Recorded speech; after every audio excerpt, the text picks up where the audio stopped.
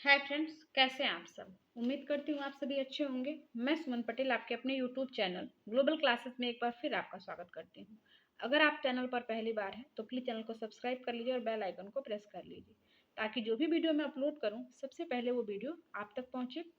तो आज हम देखेंगे 2024 के बोर्ड एग्जाम के लिए कक्षा 10 का फिजिक्स का चैप्टर 1, जो आपका चैप्टर का नाम है जैव प्रक्रम। जैव प्रक्रम किसे कहते हैं, इसके कुछ जैव प्रक्रम से कुछ ऐसे टॉपिक लिए हैं हमने, मुख्य बिंदु हैं, महत्वपूर्ण बिंदु हैं जो आपके एग्जाम के लिए बहुत ही महत्वपूर्ण है। तो आप प्लीज़ वीडियो को स्किप मत करिएगा, एंड तक देखिएगा। चलिए शुरू करते हैं क्लास को।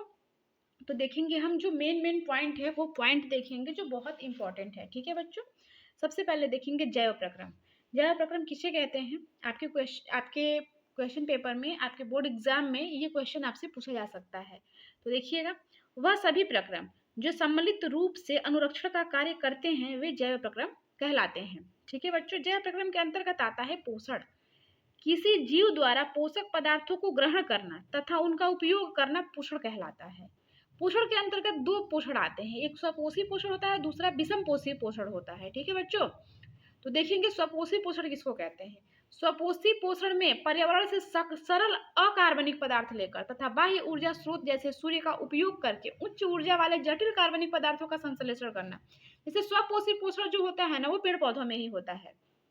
ठीक है बच्चों, अगला देखेंगे विषम पोषी पोषण किसे कहते हैं। तो विषम पोषी पोषण में दूसरे जीवों द्वारा तैयार किए जटिल पदार्थों का अंतर्ग्रहण होता है। जैसे कि मानव है, मानव क्या होता है, विषम पोषी पोषण ही होता है। ठीक है बच्चों, आगे बढ़ेंगे। मानव में पोषण कैसे होता है, देखिएगा। मनुष्य में खाए गए भोजन का विखंडन भोजन नली के अंदर कई चरणों में होता है तथा पाचित भोजन क्षुद्रांत्र में अवशोषित करके शरीर की सभी कोशिकाओं में भेज दिया जाता है। आगे पॉइंट देखेंगे कि श्वसन प्रक्रम में ग्लूकोज जैसे जटिल कार्बनिक यौगिक का विखंडन होता है, जिससे एटीपी का उपयोग कोशिका में होने वाली अन्य क्रियाओं को ऊर्जा प्रदान करने के लिए किया जाता है। अगला है श्वसन वायवीय या अवायवीय हो सकता है। वायवीय श्वसन से जीव को अधिक ऊर्जा प्राप्त होती है। ठीक है बच्चों, अब देखेंगे कि उत्सर्जन। उत्सर्जन क्या होता है, अपापचयी क्रियाओं के फलस्वरूप शरीर में उत्पन्न होने वाले वर्ज्य पदार्थों का शरीर से निष्कासन उत्सर्जन कहलाता है। ठीक है बच्चों, आगे बढ़ेंगे। उत्सर्जी अंग। उत्सर्जी अंग क्या होते हैं, जो अंग उत्सर्जी पदार्थों को शरीर से बाहर निकालते हैं उसे उत्सर्जी अंग कहते हैं। ठीक है बच्चों, आगे बढ़ेंगे। मनुष्य में उत्सर्जी अंग जो होता है वो क्या होता है। मनुष्य में उत्सर्जी अंग जैसे कि वृक्क, त्वचा, फुफ्फुस आदि तथा यकृत उत्सर्जी अंग है। ठीक है बच्चों।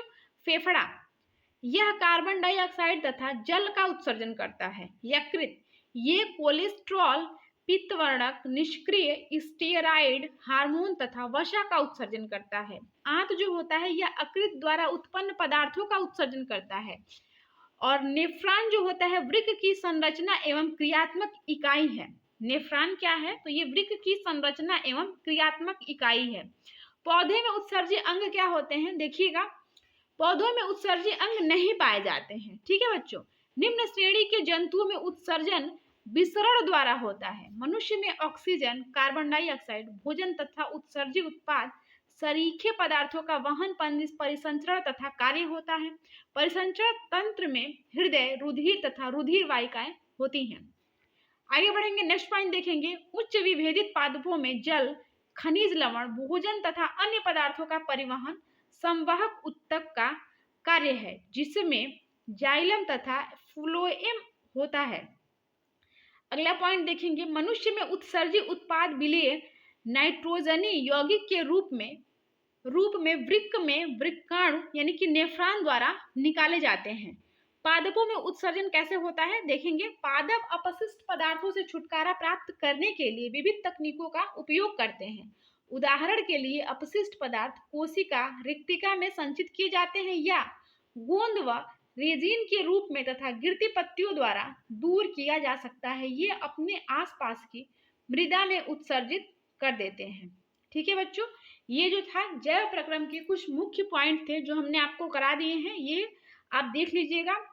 और ऐसे ही आपको छोटे छोटे वीडियोस में हम एक एक पॉइंट करवाते जाएंगे, तो प्लीज़ आप इसको देखते रहिएगा। ये आपके एग्जाम के लिए बहुत ही महत्वपूर्ण है, तो इसको टोटल वीडियोस को आप देखिए और जितना ज़्यादा हो सके उसको शेयर करिए ताकि आपके फ्रेंड के भी काम आएगा। ठीक है बच्चों, आज के लिए बस इतना ही। अब अगले वीडियो में मिलते हैं, तब तक के लिए बाय बाय। जय हिंद, जय भारत।